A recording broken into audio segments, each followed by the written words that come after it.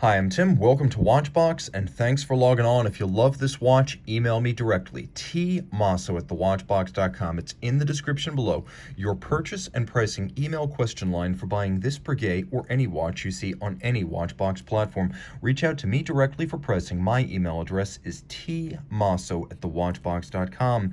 Today, we are discussing a little giant that came out in 1993 and was built through 2009. This example right here, based on hallmarks, was made between 1993 and 1995. It is the Breguet Minute Repeater 3637BA in yellow gold, 36 millimeters in diameter, 11.6 millimeters thick, 44.6 millimeters from lug tip to lug tip, and 18 millimeters between the lugs. Let's zoom out a little bit. We'll put this watch on my wrist, which is 16 centimeters in circumference, and get a sense of how it wears. Very comfortable, traditionally sized, a unisex option, super narrow across the wrist, suitable for a wrist as small as 13 centimeters in circumference, low with a domed bezel so it slides underneath a dress cuff. This is a very versatile watch. The nice thing about yellow gold is it plays well in traditional sizes and traditional styles, and this watch is both of those. Taking a quick look at the hardware and the software, relatively simple. You can see black, semi-gloss, large rectangular scale alligator leather, some bolstering to give it volume, folded edges, a Breguet factory strap, calfskin on the underside in outstanding condition, and the buckle itself designed to echo the profiles of the lugs. You can see that, as with the attachment of the strap to the lugs, here we have a bar with a screw to ensure utmost security, and you can see one of those nostalgic touches from 80s, 90s watches, the lateral hallmarking of the buckle, and you can see it is the pre-1995 hallmark, the Helvetic head. The same can be seen rendered underneath the lugs down at 6 o'clock. Taking a quick look at the case flank, this is a handmade case, and beautifully so. As I mentioned, the screws hold bars that retain the strap. It's a more expensive way to build a watch, but it's also more secure than spring bars. These Breguet cases are created by cold rolling the flanks to create the coining and then hand finishing to clean up the result. The lugs are welded on with evidence of the weld then removed by hand. That's how you achieve this monolithic construction where one flows seamlessly into the other, and all evidence of the weld removed to create a very clean break between coined caseband and polished lug profile. A simple no-nonsense domed and knurled crown. And you can see Breguet thought of everything, giving you a little kerf underneath the crown so you can dig your nail in more easily to change the time. The dial, made of solid gold, and then galvanized silver on top. So the dial is actually a disc of solid gold.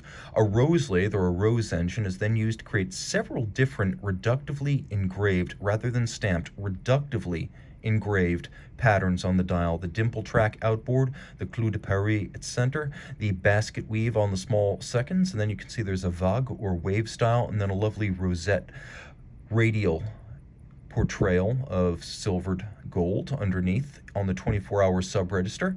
So you have this little split between the rosette and the vague, and one is actually PM and one is AM, because while it looks like it might be a second time zone, it's actually a day-night indicator, so you know whether you're looking at day or night. The minute repeater will let you know the time, and then the AM PM will let you know whether, example, it is 12 noon or 12 midnight. Of course, all the hands in steel are fired blue, and then you can see that we have Breguet style hands for the hours as well as the minutes.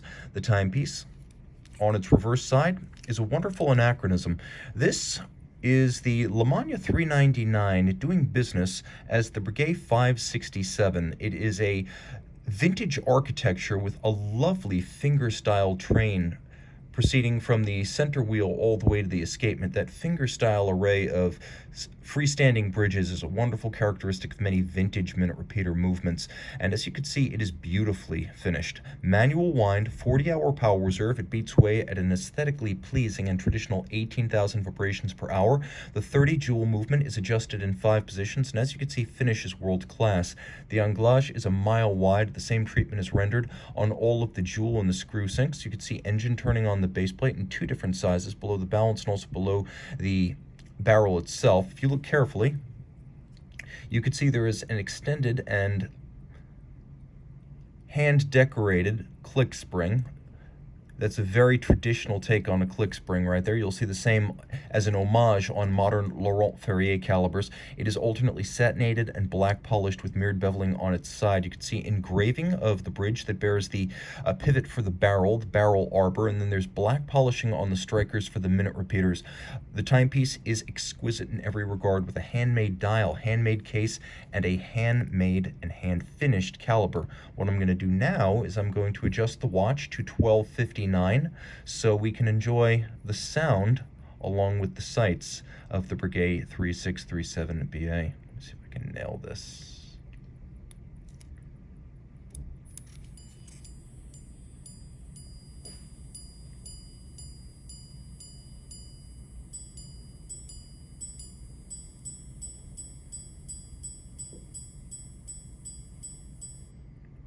You can also see from this angle that the hairspring is, what else, a Breguet overcoil to allow the watch to keep excellent time in any orientation with respect to gravity.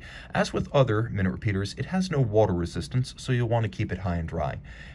Email tmosso@thewatchbox.com for purchase and pricing details.